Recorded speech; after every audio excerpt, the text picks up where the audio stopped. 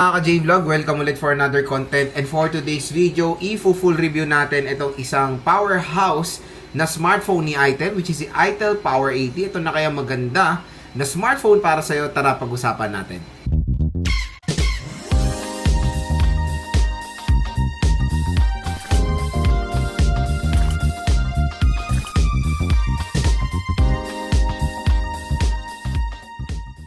So yun na mga idol, for today's video, i-review na rin natin finally itong isang bagong smartphone ni Itel, which is si Itel Power 80. So ito yung successor doon sa napakabenta rin at very affordable na Power 70.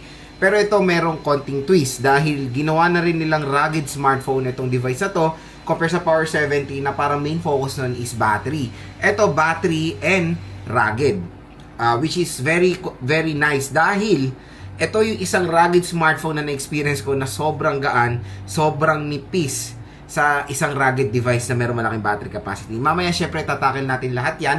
At ayun nga, kung interested kayo dito sa Itel Power 80 ng napakamura lang, dito lang ibibili sa ating link. Top yung video, may shopping button dito. Murad bagsak presyo na mukha itong Power 80. Itong kinuha natin 4GB 128, usually around 7,000 pesos lang to mga idol dito sa online. And no worries, pag dyan pa kayo bumili sa ating video, makakuha pa kayo ng additional discount na up to 1 to 2,000 pesos off. So, napakalaking discount mula sa video natin. Again, exclusive lang po yung discount voucher na yan dito sa ating YouTube shopping. Kaya dyan lang kayo bibili nitong Itel Power 80. So, again, dito sa video na to, tatalakayin natin lahat ng specifications niya at kung sulit na sulit nga ba siya for its price point. Idol, is pag-usapan natin yung mga specifications nitong si Itel Power 80, kung maganda nga ba talaga siya for a price tag na 7 to 8,000 pesos. Unang-una dito, yung overall form factor and ergonomics nito. As you can see, naka-case po itong si Power 80. Ito po yung included na case niya, which is walang ganong protection kasi yung mismong case nito is protected na. So yung nilagay nila ditong or binigay nilang case is ayan, medyo chippy-pie. Pero ang maganda doon, yung mismong smartphone, yung kaha niya mismo, rugged na or protected na kumbaga. Ayan, no. So, tingnan nyo dito, may bump siya. Diba? Ayan, may bump siya dito para pag nahulog siya ganyan, magbabounce siya. Which is, yun yung isang napagandang ginawa ni Itel dito. At ito nga, nagulat ako, rugged smartphone siya. Pero ang nipis, di ba? Ang nipis at tanggaan. So, usually mga nagagamit ko rugged smartphone, alam nyo naman matataba, mabibigat. Kaya, very hassle silang bitbitin. Ito, manipis, matangkad, magaan pa, very convenient dalhin. Kaya, no worries pag nahulog to, talagang well protected dahil dito sa mga bump na nasa gilid nitong si Itel Power 80. Kaya ergonomics and all, napakaganda dito sa smartphone na to. Sa design and aesthetic, I know, medyo kamukha niya yung camera module ng iPhone 17 Pro Max, pero when it comes sa placement, hindi, di ba? So, yung ano lang, yung cutout lang. Syempre, nagpauso rin naman ng ganitong cutout is Poco, pero nagpa-hype ngayon is iPhone, di ba? So, yun, when it comes sa kanyang itsura, napaganda naman. And ito, medyo ano siya dito, 3D, ano siya, hindi siya naka-emboss. So, smooth siya mga idol. At ayun, next yung kanyang display. Sa display naman maganda is naka-punch hole na to. Buti naman, di ba, naka-punch hole na. Nakikita natin new normal sa smartphones today is sa ganitong presyohan na bumabalik na ulit ang HD Plus 720p. Usually, karamihan or majority ng mga brands ngayon, HD Plus 720p ang nilalagay nila ngayon sa price tag na 7,000, 8,000. Dati kasi full HD Plus 1080p na eh. So, parang bumalik tayo sa panahon ng 2018 or 2019 na talamak ang HD Plus 720p dyan.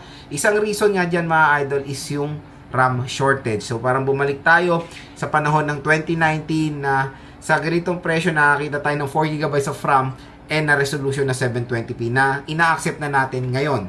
Kasi nga, medyo nagsitaasan po talaga ang presyo ng smartphone. Pero kudos naman sa Infinix, yung kanyang display napakalaki, di ba? So, is 6.78 inches, so almost 6.8 inches na with 120Hz screen refresh rate. And when it comes sa nits of brightness niya, okay naman. Mataas din naman kahit papaano yung nits of brightness na itong smartphone na to. So, sa display, as you can see, meron siya tinatawag na high brightness mode. So, nung minomontage natin siya sa outdoor, kitang-kita pa rin ng very clear yung display niya dahil sa kanyang high brightness mode na napakalaking tulong of course sa mga consumers natin na gagamit ito sa outdoor. Kasi meron tayong mga consumers na more on nasa outdoor, kumbaga ginagamit nila sa trabaho For example, mga motor taxi riders or delivery riders natin, ito magandang isuggest sa inyo dahil mataas ang brightness level na mo offer din nito si ITEL Power 80. Next, yung kanyang processor. Sa processor nito, talamak rin po ngayon ang Unisoc T7250 na ina-accept na rin ng mga iba sa presyo na 7,000 pesos. Last year kasi, nasa range lang yan ng 5,000 below. So, when it comes sa performance, usapang performance, yung Unisoc T7250 okay naman. Hindi naman siya mabagal na processor. Pero syempre, in comparing sa mga ibang brands na nag-release ng G99, G100, G200, Dimensity 6300 na mas malalakas, of course, sa processor yan compared dito sa T7250. Pero yun, syempre, meron din namang mga ibang specifications na mo-offer ang ITEL Power 80 na magaganda bukod lang naman doon sa chipset na i-offer niya. So, parang nangyari is binabalance ngayon ng ITEL ang kanyang specifications para ma-meet yung demand ng mga consumers sa ganitong presyohan lang, okay? So, para hindi ma-feel ng mga consumers sa sobrang taas ng skyrocket ng presyo, dito mga idol na maintain din yung affordability with reasonable processor naman. So, hindi ko siya marirecommend for solid gamers. Kaya ngayon, pag gamer kayo pag mobile gamer kayo, magdagdag na kayo ng budget nyo ngayon dahil medyo matataas po talaga ang presyo ng smartphones today. So, kung talagang kung demand kayo sa gaming, you need to add extra. Usually PUBG, ganyan COD. Pero pag mga Genshin Impact, Wuthering Waves, ganyan mga heavy games, medyo makukulangan talaga kay sa RAM. Kaya medyo in demand ng RAM ngayon sa mga ganyang heavy games. Kaya kailangan nyo mag-add ng extra budget. Kasi very rare na rin tayo makakita ngayon ng 6GB of RAM sa ganitong presyohan ngayon na smartphone. So, 4GB of RAM, all-rounder siya. Pwede siya sa mga light gamers, casual users, gagamitin for their work. Ito magandang recommend pang trabaho. Alam nyo bakit? Kasi rugged siya. So, gagamitin nyo siya as a navigating tool. Makikita nyo well-protected siya, mahulog man siya, meron po siyang protection kahit wala pong case. Ito pang solid sa ITEL Power 80 dahil ang protection na ito is IP68 or IP69 water and dust resistant. So, meaning pwede po itong legit na masubmerge sa water. Compare sa mga ibang brands na nagbibigay ng smartphone na IP64 tapos ilulublog sa tubig ng mga creators. Hindi po yun. Ito talaga legit na pwede masubmerge dahil meron siyang aqua mode. So, meron siyang water resistant. So, pwede siya malublog sa water within 30 minutes sa fresh water. Pero pag sa pool, pwede naman siya valid pero sobrang saglit lang to take underwater shots. No worries, gagamitin natin to or iwa-water test din natin itong ITEL Power 80 sa swimming pool. Titingnan natin yung kanyang protection. Dahil sa presyo na 7,000 pesos, ka-protection niya ang iPhone 17 Pro Max and Samsung Galaxy S26 Ultra. Yun ang isang ilalaban nyo dito sa ITEL Power 80. Meron siyang mataas na ingress protection na perfect sa mga consumers na ginagamit to as a navigating tool. Next mga idol is yung kanyang operating system. So it is powered ng Android 16 with ITEL OS 16. So hindi na kayo maghihintay ng update dito. Diba? Out of the box, nasa latest naman siya ngayon 2026 na Android 16. At kung dyan lang naman siya mag-i-stay at wala na siyang update sa Android 17, huwag kayo mag-alala dahil ang Android 16, napakatagal po niyan magagamit at sobrang tagal din na ma-update yan ng mga applications. Ngayon, camera nito, in fairness, malinaw naman yung kanyang 50 megapixel main camera. So makikita nyo dito, tatlo yung butas, pero in reality, isa lang talagang gumagana dito, which is yung kanyang 50 megapixels. And in fairness, yung 8 megapixels niya, malinaw din naman, may mga noise, partida outer na yan, pero it can give justice naman for its price tag. Malinaw din mga idol, and mamaya magpapakita ko ng mga photo samples nitong si ITEL Power 80. So ulitin ko huwag kayo malilin lang sa camera nito dahil isa lang po talaga ang gumagana or legit na camera nitong smartphone na to, which is 50 megapixel. Yung resolution nito, it is a Full HD at 1080p up to 30 FPS po ang kanyang video recording. Battery, ang paldong-paldo kayo dito dahil meron tong 7,000 mAh na removable battery. Biruin mo, 7,000 mAh battery capacity to, pero napakanipis mga idol. Ganon kalupit itong ITEL Power 80, diba? Na-maintain nila yung ergonomics and yung form factor niya na slim and lightweight. Tapos meron pang malaking battery capacity at rugged pa, diba? So kung naghanap kayo ng isang smartphone na matagal malobat, ito na ang magandang isuggest sa inyo. Powerhouse na ITEL Power 80. At syempre, the sad part lang dito is the charging rate. It's 18 watts. So kung tinero mo sa 18 watts ay sa 7,000 yan, hindi na po fast charging ang 18 watts ngayon. So usually mga 2 hours ba ganyan yung mga full charge itong ITEL Power 80 sa kanyang tinerno. So yun mga idol, yung mga specifications ni ITEL Power 80 based naman sa specs niya, for its price sa 7 to 8,000 pesos, okay naman or sulit na sulit din naman siya. And normal na talaga ang 4 gig 128 sa ganitong presyon mga idol, kaya wag na kayong ano tawag dito, magtaka dahil sa kanyang presyo na 7 to 8,000 pesos, very reasonable na po ang 4 gig 128 po ngayon dahil po sa taas ng presyo ng mga RAM ngayon, dahil ngayon ay parang ina-accept na rin natin ang new normal sa ganitong presyohan ng smartphone with this kind of RAM. So, hopefully nakatulong ito sa inyo kung nagde-decide kayo dito sa ITEL Power 80. Tingnan nyo na lang, balikan nyo yung mga sinabi ko kung ano ba yung mga preference na gusto nyo dito sa Power 80. Definitely, maganda rin naman yung overall specifications nito. Ngayon, 2026 for a price tag na 7 to 8,000 pesos.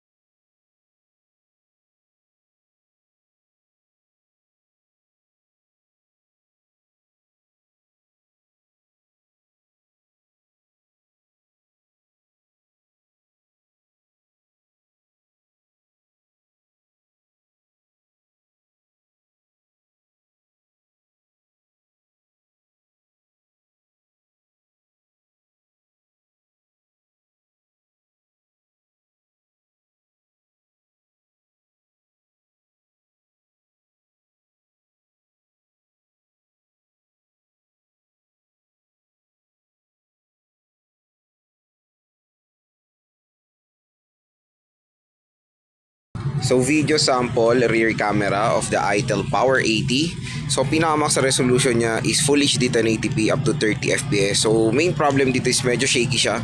Ayan no, so hindi ko pa masyado sinishake yung kamay ko, pero ayan nakikita niyo medyo shaky siya.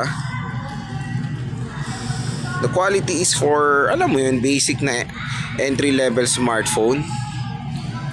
Yung quality ng mic kayo na mag-judge dyan kasi hindi ko siya marinig ngayon. Pero yung color saturation niya, ayan naman, very accurate naman sa actual. Green na green naman yung puno, yung mga halaman, and of course yung pool.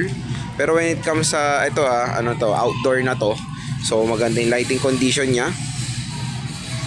Ayan. So video sample front facing camera of the ITEL Power 80. So ang pinamax sa resolution niya is Full HD 1080p up to 30 fps. Same din sa rear. Ito lang medyo problem dyan, pag masyadong sa outdoor, as you can see naman dito, medyo overexposed na yung background natin. So yun lang naman yung problem dito sa front facing camera netong si ITEL Power 80. And I think very common na yun sa mga nakikita nating entry level smartphones today.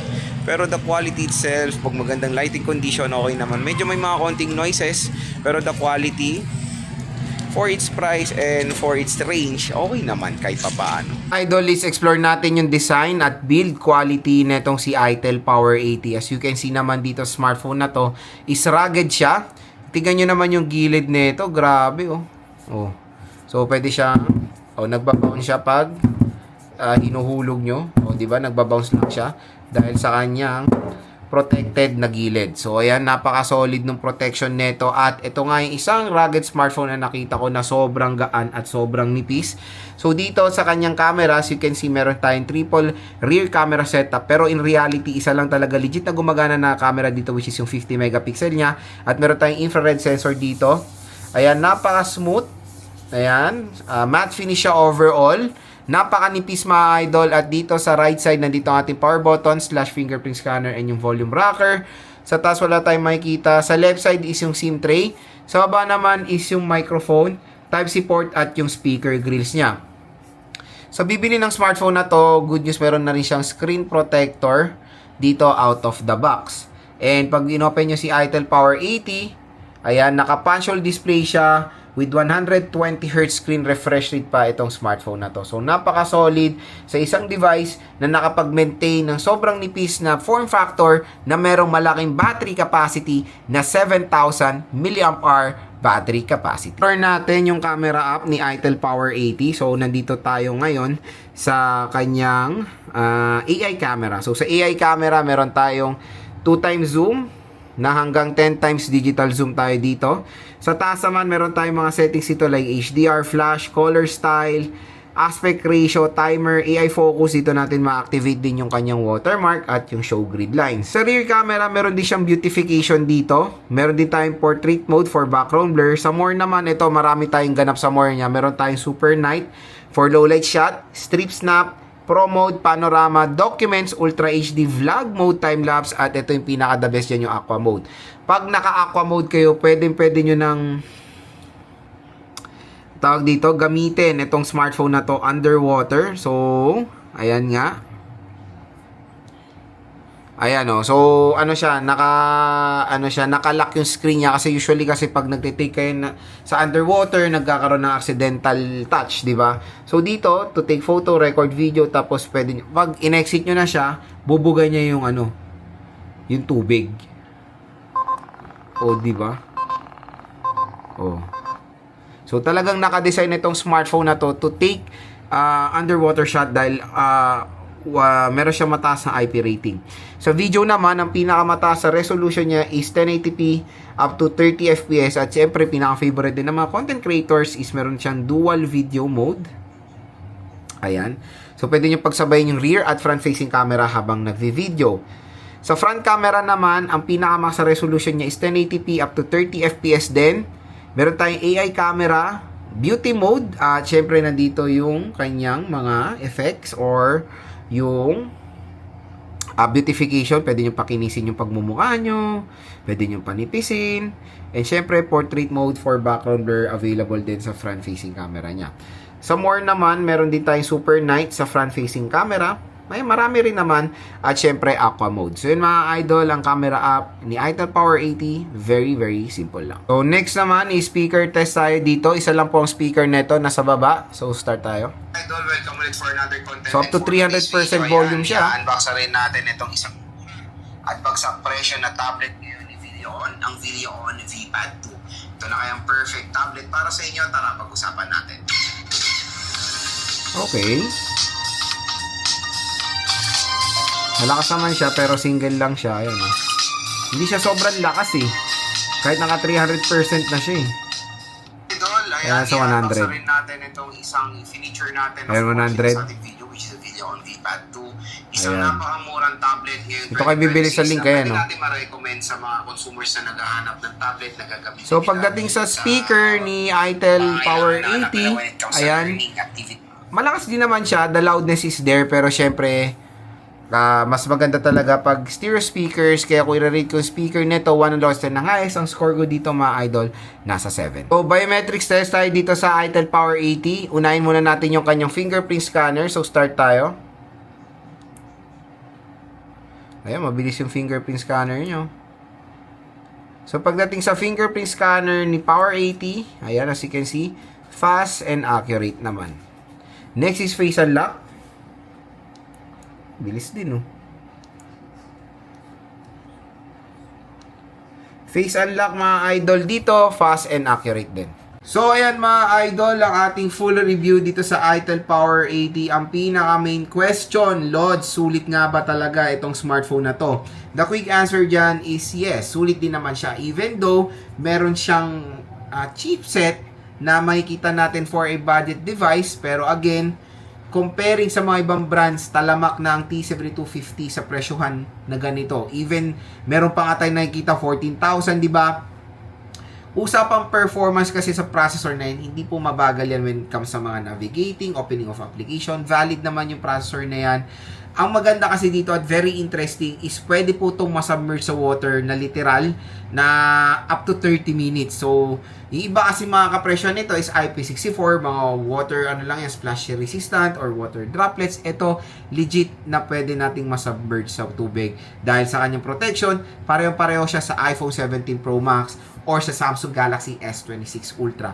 Yan ang isang main na advantage na itong ITEL Power 80 sa mga competitors, especially yung kanyang battery din, napakalaki, 7,000 mAh battery capacity, at syempre rugged smartphone pa itong device na to. Kaya kung interested kayo dito sa ITEL Power 80, dito lang kayo bibili sa ating link. Tap mo yung video, may shopping button dito. Mura at bagsak presyo lang mo ko itong ITEL Power 80. For me, isa to sa pinaka the best na rugged smartphone na mo offer ngayon ni ITEL. At nakakatuwa naman yung transition nila sa Power 70 to Power 80. Sobrang layo nung difference, di ba? Sa Power 70, hindi ako nagkakamali, may charging case pa yun. Ito, ginawa na nilang water resistant na pwedeng masubmerge literal sa tubig. Kaya again mga idol, kung bibili kayo na itong ITEL Power 80, dito lang kayo bibili sa ating link.